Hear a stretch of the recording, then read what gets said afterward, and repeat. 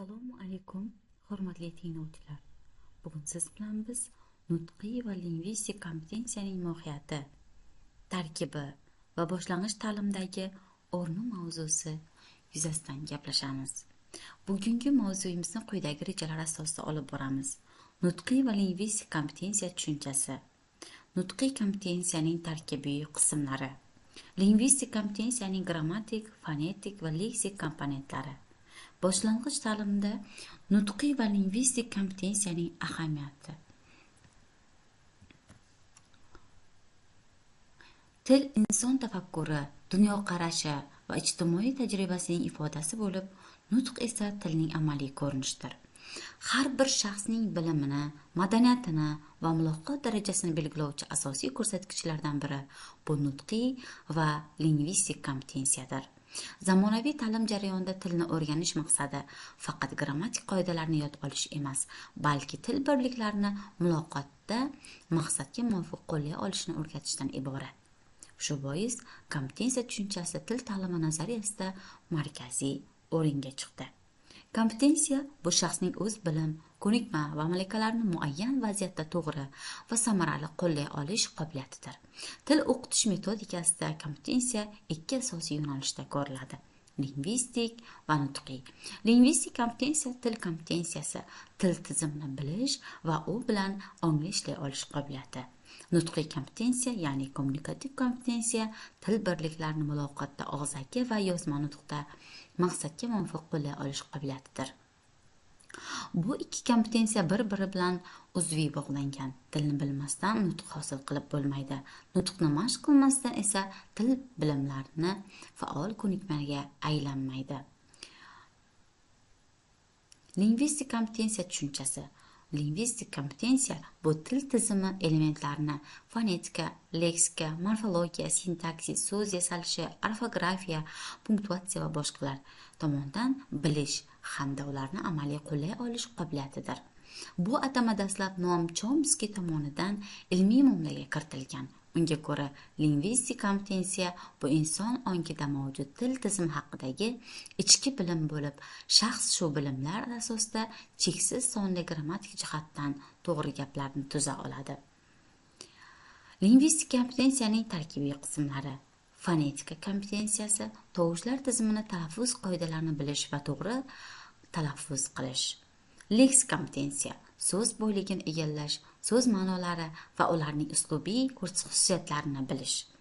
Grammatik kompetensiya so'z turkumlari, gap tuzilishi, morfologik va sintaksis qoidalariga rioya qilish. Orfografik va punktuatsion kompetensiya yozma nutqda imlo va tinish belgilarini me'yorlariga amal qilish. Demak, lingvistik kompetensiya bu tilni bilish, ya'ni til tizimini ongli o'zlashtirish darajasini bildiradi. Nutqiy kompetensiya bu tilni amaliy muloqot vositasi sifatida samarali qo'llay olish qobiliyati. Bu kompetensiya tilni bilishdan tashqari muloqot kontekstida madaniy me'yorlar va ijtimoiy vaziyatni hisobga olgan holda fikr bildirishni ham o'z ichiga oladi. Bu tushuncha Delheim tomonidan kommunikativ kompetensiya atamasi sifatida taklif qilingan bo'lib, u Chomskyning faqat til tizimiga yo'naltirilgan yondashuvini kengaytirdi. Himsga ko'ra, inson muloqotda nafaqat grammatik to'g'ri, balki ijtimoiy va madaniy jihatdan mos nutq tuzishni ham bilmog'i zarur.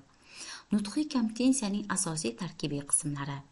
Og'zaki nutq kompetensiyasi, tinglash, tushunish va to'g'ri so'zlash ko'nikmasi. Yozma nutq kompetensiyasi, fikrni yozma shaklda mantiqan, grammatik va uslubiy jihatdan to'g'ri ifodalash. Dialogik va monologik nutq malakalari, muloqotda o'z fikrini ifodalash, suhbatni davom ettirish, tinglovchini inobatga olish. Pragmatik nutq vaziyatiga, suhbatdoshga, joy va holatga mos so'zlashni bilishlik kompetensiyasi. Sotsiokulturna kompetensiya, milliy qadriyat, madaniy me'yor va odob-axloqni nutqda ifodalash. Nutqiy va lingvistik kompetensiyaning o'zaro bog'liqligini siz bilan birgalikda jadval asosida ko'rib chiqamiz. Til o'qitishda bu ikki kompetensiya bir-birini to'ldiruvchi tizim sifatida qaraladi. Ya'ni asosiy jihatlari, mazmuni, yo'nalishi, o'qitishdagi maqsad, natijasi sifatida jadvalni ko'rib chiqamiz. Asosiy jihatlariga lingvistik va nutqiy kompetensiyaga bo'lamiz. Mazmuniy jihatdan til tizimini bilish, grammatik, leksik, fonetik jihatdan bu lingvistik, tilni muloqotda qo'llay olish esa nutqiy kompetensiya. Yo'nalishi nazariy bilimga asoslanganligi lingvistik bo'lsa, amaliy muloqotga asoslanganligi nutqiy kompetensiya. O'qitishdagi maqsadiga tizimli til bilimini shakllantirish lingvistik bo'lsa, fikrni og'zaki va yozma ifodalashni o'rgatish nutqiy kompetensiya. Natijasi jihatidan qaraydigan bo'lsak, til birliklarini bilish lingvistik kompetensiya, kommunikativ savodxonlik, erkin fikrlash nutqiy kompetensiya hisoblanadi. Demak, lingvistik kompetensiya nimani bilish, nutqiy kompetensiya qanday qo'llashni bilishdir. Bu ikkalasi birgalikda o'quvchining kommunikativ savodxonligini shakllantiradi. Boshlang'ich ta'limda nutqiy va lingvistik kompetensiyani shakllantirish yo'nalishlari.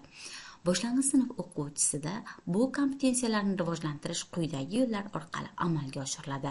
O'qish mashg'ulotlari orqali matn mazmunini tahlil qilish, xulosa chiqarish, asosiy fikrni ajratish. Ona tili darslari orqali so'z yasalishi, gap tuzilishi, orfografik va grammatik mashqlarni bajarish. Nutqiy faoliyat turlari orqali o'qish, yozish, tinglash, gapirish ko'nikmalarini uyg'un rivojlantirish. Dialogik o'yin va muhokamalar orqali o'quvchining muloqot madaniyatini va so'z boyligini kengaytirish. Ijodiy topshiriqlar orqali bayon, insho, ertak tuzish, matn tahlili kabi ijodiy ishlarda fikrni mustaqil ifodalash. Shunday qilib, boshlang'ich ta'limda tilni o'rgatish jarayonida o'quvchi nafaqat tilni biladi, balki uni hayotiy muloqot vositasi sifatida qo'llashni ham o'rganadi. Nutqiy va lingvistik kompetensiyalar shaxsning til va muloqot sohasidagi asosiy tayanch qobiliyatlarini belgilovchi omillardir. Lingvistik kompetensiya til tizimini ongli egallashni, nutqiy kompetensiya esa uni hayotiy muloqotda samarali qo'llashni ta'minlaydi. Boshlang'ich ta'limda bu ikki kompetensiyani uyg'un shakllantirish o'quvchining til madaniyatini, tafakkurini, mustaqil fikrlashini, muloqotda faol ishtirok etish salohiyatini rivojlantiradi. Natijada o'quvchi nafaqat tilni biluvchi, balki til bilan yashovchi madaniyatli shaxs sifatida kamol topadi. Lingvistik kompetensiya murakkab tuzilishga ega bo'lib, u grammatik, fonetik va leksik komponentlardan tashkil topadi.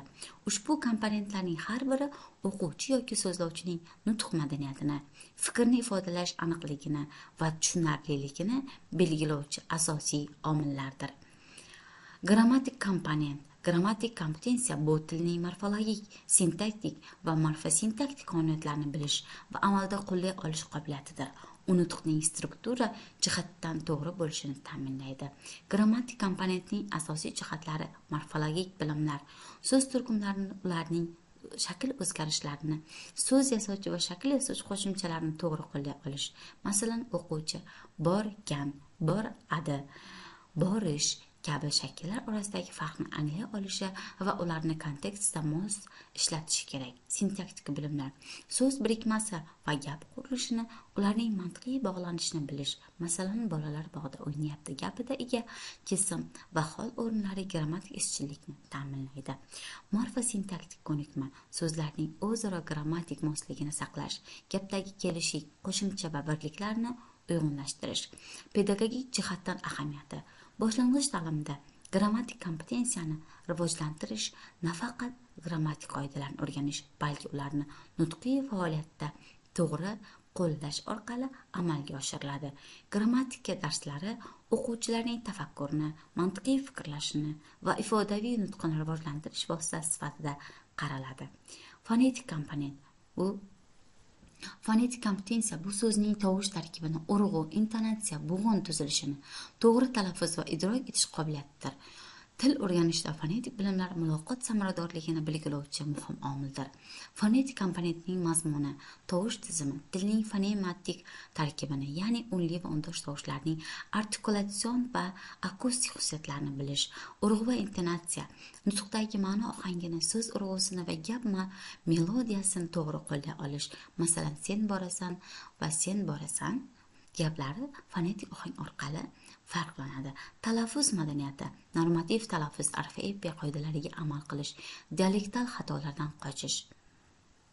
Fonetik kompetensiyaning ta'limdagi o'rni. Boshlang'ich sinflarda fonetik kompetensiyani rivojlantirish savod o'rgatish bosqichi bilan uzviy bog'liqdir. O'quvchi har bir tovushni to'g'ri talaffuz qilishni, yozuvda esa tovush harf munosabatini tushunishni o'rganadi. Bundan tashqari fonetik mashqlar, she'rlar, tez aytishlar, intonatsion o'qish kabi faoliyatlar bu komponentni mustahkamlaydi. Leksik komponent. Leksik kompetensiya bu so'z boyligini bilish, so'z ma'nosini, sinonim, antonim, ko'p ma'nolilik, frazeologik birliklarni anglash va ulardan kontekstga mos foydalanish qobiliyatidir. Leksik komponent tarkibiga quyidagilar kiradi: so'z ma'nosini bilish. O'quvchi har bir so'zning asosiy ko'chma kontekstual ma'nosini ajrata olishi kerak. Masalan, og'ir yuk va og'ir xulq birikmalaridagi og'ir so'zlar turli ma'nolarni ifodalaydi. So'z boyligini kengaytirish, yangi so'zlarni kontekst orqali o'zlashtirish, faol va passiv lug'atni rivojlantirish, frazeologik birliklardan foydalanish, milliy madaniyatni ifodalovchi iboralarni to'g'ri va joyida qo'llash. Masalan, ko'ngli to'q, ko'z oldidan o'tmoq singari. Leksik kompetensiyaning amaliy ahamiyati. Til o'rganishda so'z boyligi muloqotning asosiy quroli. O'quvchi so'zlarni to'g'ri tanlasa, nutqi boy, ifodali va tushunarli bo'ladi. Shu bois boshlang'ich ta'limda lug'at ustida ishlash, sinonim va antonimlarni o'rganish, matn asosida so'z ma'nosini tahlil qilishga katta e'tibor qaratiladi. Lingvistik kompetensiya tilni egallash jarayonida markaziy o'rin tutadi.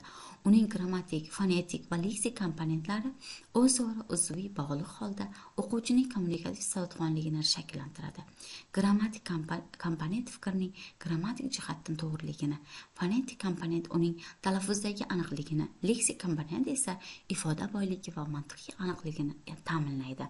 Tilni o'rgatishda ushbu uch yo'nalish uyg'unlikda olib borilgandagina o'quvchi nutqiy kompetensiyaga ega, mustaqil fikrlovchi va muloqotga kirisha oluvchi shaxs sifatida shakllanadi.